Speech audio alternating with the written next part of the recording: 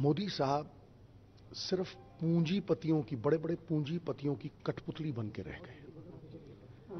किसान जब भी 2 लाख रुपए 5 लाख रुपए देनदार होता है, मुनियादी कराते हो, ढोल पिटवाते हो, जलील करते हो, नीलामी करवाते हो। तो अडानी साहब की बिल्डिंगों की नीलामी तुमने क्यों नहीं करवाई? वो देश का पैसा है, 1 लाख करोड़ देनदारी है करतारपुर साहब का, 15-16 करोड़ लोगों के लिए वो अमृतदायी सिद्ध हो गई। वो राफेल डील तो नहीं थी। अंबानी साहब की डूबी हुई 7500 करोड़ रुपए की कंपनी, हाँ, डसॉल्ट 10 रुपए का शेयर 1100 में खरीदती है, वो ये डील तो नहीं थी। अंबानी साहब 45,000 करोड़ के देनदार हैं। किसान को तो जेल में ठोकते हो, नीलामी करवाते हो। अकेले गुजरात के 1 लाख करोड़ अडानी, 45,000 करोड़ अंबानी, 22,000 करोड़ आलोक इंडस्ट्रीज, जिसको बैड डेट शो करके 5,000 करोड़ ने अंबानी साहब ने खरीद लिया है। SR industries 37,000 crore. क्या भैया ये बड़े बड़े पूंजीपति कह रहे हैं नाच मेरी बुलबुल के पैसा मिलेगा? कहां कदरदान अडानी जैसा मिलेगा? क्यों? सत्य हजम करो, सामने आओ, बताओ देश को कि ये सत्य है कि नहीं। स्विस बैंकों में 50% और नोट बढ़ गए।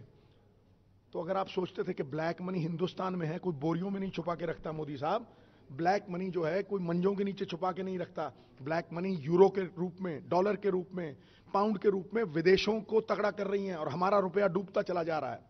दूसरी बात, यदि आप कहते थे कि हिंदुस्तान में ब्लैक मनी है तो 99.3% वापस कैसे आ गए?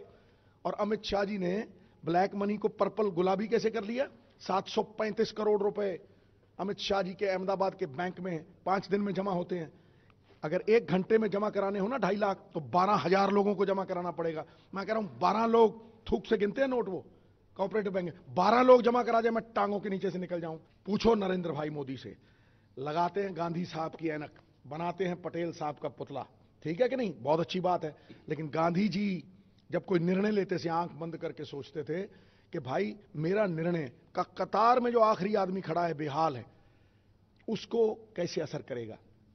किसान बर्बाद, आम आदमी बर्बाद, आबाद कौन? अडानी।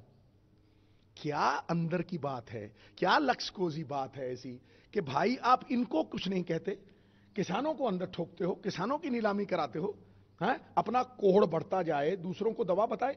आपने 2,70,000 करोड़ रुपए इन अमीरों के माफ कर दिए, उसे कहते हो इंसेंटिव। और किसान को देते हो अगर 5 रुपए तो उसको कहते हो सब्सिडी। क्यों कर्जे माफ नहीं किए तुमने?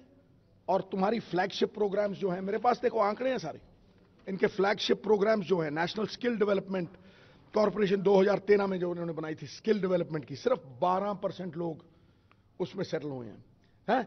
फिर उन्होंने कहा कि हाउसिंग फॉर ऑल, 5 करोड़ लोगों के लिए घर बनाने थे, 25 लाख के लिए बने हैं। कस्में, वादे, प्यार, वफा, सब बातें हैं, बातों का क्या है? क्या है? फरेब है। और ये जो ऑयल है, देखिए तेल के ऊपर इन्होंने 450% ड्यूटी लगा दी, डीजल के ऊपर डीरेगुलराइज कर दिया। यूपीए ने नहीं किया था। ये 56 इंच की छाती से कुछ नहीं होता, दिमाग से सब कुछ होता है। सरदार मनमोहन सिंह ने तब डीरेगुलराइज कर दिया था डीजल को, क्योंकि वो मानते थे कि डीजल जो है वो किसान की लाइफलाइन है। इन्होंने डीरेगुलराइज कर दिया डीजल को। डीजल पे 450 गुना ड्यूटी बढ़ा दी, पेट्रोल पे 211 गुना ड्यूटी बढ़ा दी। ਤੁਸੀਂ ਵੇਖ ਰਹੇ ਹੋ ABP ਸਾਂਝਾ, जोश, जज्बा, जुनून।